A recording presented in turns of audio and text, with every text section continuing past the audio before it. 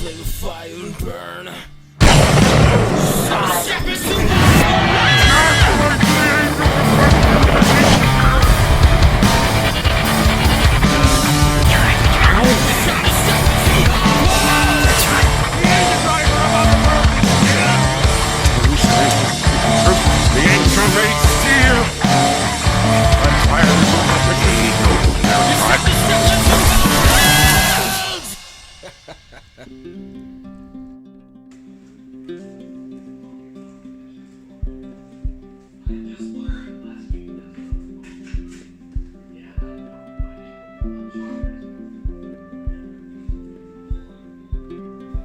My next move was to make some sort of mounting plate that I could put the seats on. So my initial idea was to cut out these big slabs out of the sheet metal that AJ got me for doing all the other fabrication. Now it's thick enough that I could definitely make seat mounts out of it. I could definitely mount a seat to it, especially if it's welded to the chassis the way it's gonna be. I'm obviously gonna put some more structure underneath it when it's complete, but for now, I just wanna tack it in so that I can line up the seat and test it out and see where it's gonna be. Because even though it's a big car and I'm a big dude and I got lots of room in there anyway, it's still gonna come out pretty tight. I was doing some measurements on my floor and where the pedals will sit, and I'm a little concerned, to be honest with you. So I gotta test fit everything and make sure everything sits. I gotta put that seat far back as I can into the roll cage, and that's why I purposely built the X bar in the roll cage. The cross diagonal is actually bent so it sticks out further. I'm gonna do the same thing for my harness bar so I can mount up my 4-point harnesses to it. That's gonna sit back a little bit more too, so I can get the maximum distance out of this seat. Now, another thing I'm gonna do to this seat to make sure that I fit proper and better is something that I haven't done before, and that's adjust the seating position to a proper spot.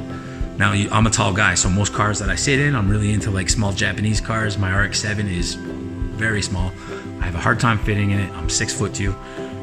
I lean the seat way back in that car. Now the brackets are set like as far back as they can be, and actually the RX-7 I made custom mounts so that I could have the seat lean back to the pitch that I need. But a big problem with this is that I'm often sitting way too far back. I'm stretched out, reaching the steering wheel. The RX-7 has a deep dish and a spacer, so it's okay. But for a race car application, I want to sit in a proper position. Not only is leaning back potentially more dangerous, but if I can sit in the proper place, in the proper position, I can sit more forward, more straight up. It'll give me better vision and it'll give me more safety.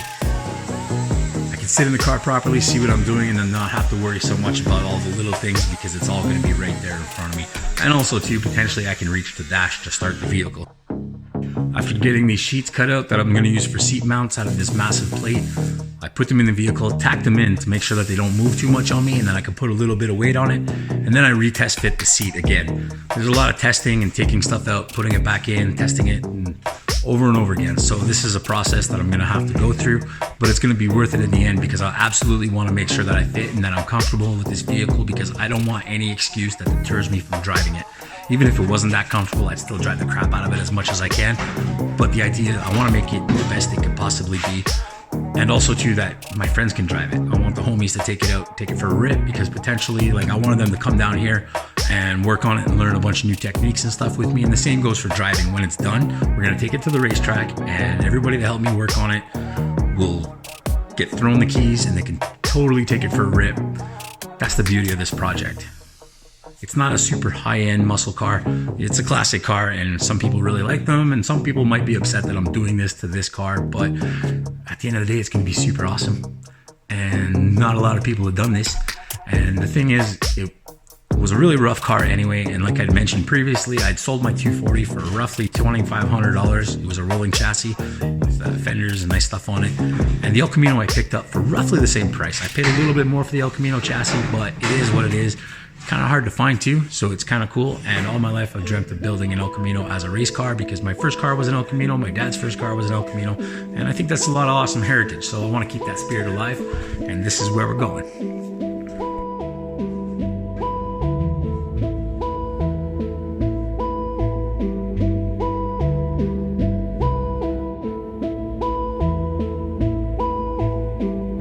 Now I have my cage fabricated to the point where I can see where everything is going, and I know where it's going to land and where it's going to end up. I got the seat positioned in the car. I test fit it. I sat inside of it a few times, make sure I have enough room for my head with the helmet on, clearing the cage. I have enough room for my arms to move, and there's enough leg room in it, because this is kind of like a pickup truck. It's sort of like a cab. It's not necessarily like a car where you can take out the back seats and sit where the back seats were if I needed to.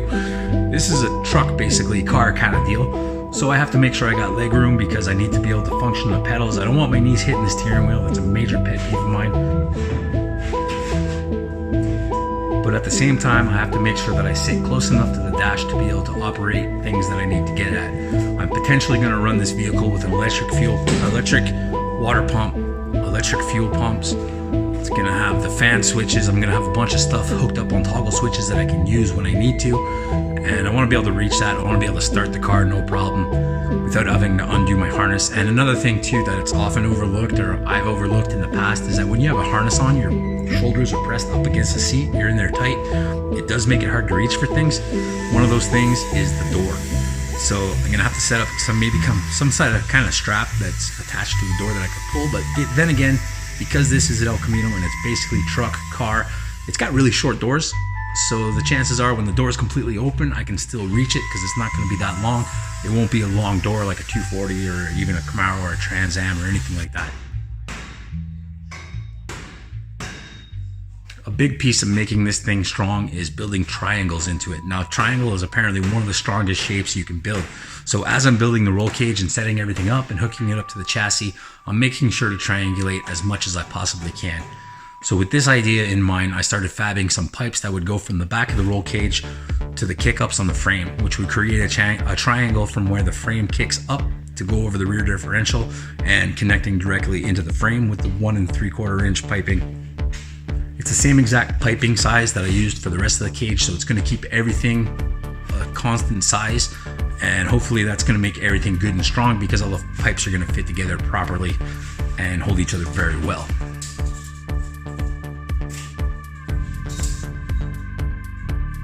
I had to cut the firewall out of the rear that was in their stock to be able to put these pipes through.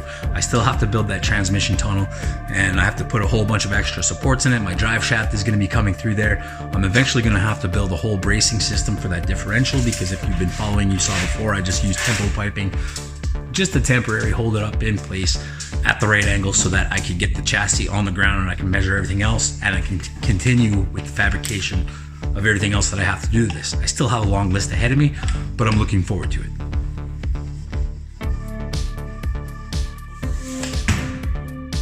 Once the firewall is completely cut out, now I have a little bit of room to work, so I can get to measuring out the piping that I'm going to need to go from the cage to the kick-ups on the chassis. Then I got to work on cutting those out, measured them out on the bench, and did the throat cut line again. That way I could get the piping on the cage to fit properly. The other end was just going to be a simple angle, but I had to make sure I got the right one. So what I did was I did the notching of the pipe with the throat angle with the grinder, and then put it in place, compared it to where it was going to sit on the frame, and I was able to draw a line straight off the frame because it's the straightest part of the whole vehicle. It's the piece that I made, and it was a straight piece of steel going straight up. So I got the proper angle.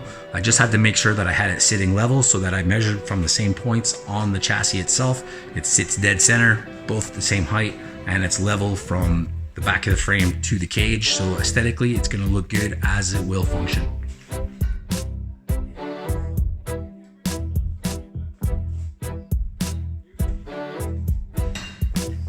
I'm gonna have to do a lot of work to this floor that I'm probably not even gonna put on film because it's a lot of tedious stuff. The back firewall of the ElCamino has this crazy curve in it.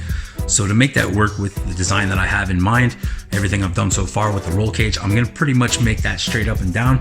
So I have to box off each end of that inside the box. I have to make sure that it's gonna make a nice seam and it's not gonna leak in any smoke from it. So there's a lot of little tedious things that you probably won't see on the film, but it's starting to come together. It's starting to look strong, and I really need to get this floor and the rear firewall done and sealed up with the cross piping and stuff in it that I need so that I can move on to making my differential brackets. I'm gonna make a nice X bracket, probably using a lot of this piping, something that's good and strong and that's gonna be completely adjustable so I can adjust it as I need to, because I'm sure I'm gonna have to do tons of adjustment on this truck. We're gonna have to take it, we're gonna have to shake it down, we're gonna have to test it, we're gonna have to run it like crazy and figure out everything that's wrong with it before we can like legitimately go to a track day and just have a good time. At the end of the day, I want this thing to run solid for hours and hours so we can have hours and hours of fun.